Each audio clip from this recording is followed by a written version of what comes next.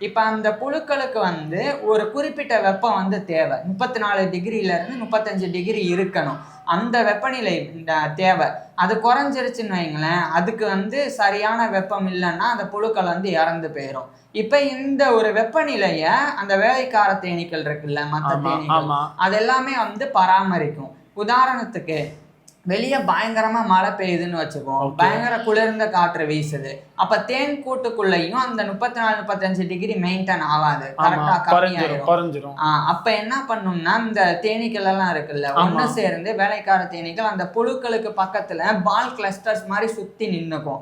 சுத்தி நின்னுட்டு அதனுடைய தசைகள், அந்த பறக்கிறதுக்கு தசைகள் இருக்குல்ல, அதை வச்சு வேகமா வந்து அசைக்கும். அப்ப அசைக்கும் போது என்ன ஆகும்னா எல்லாமே ஒண்ணு சேர்ந்து பண்ணும்போது அங்க ஒரு ஹீட் வந்து உற்பத்தி ஆகும்.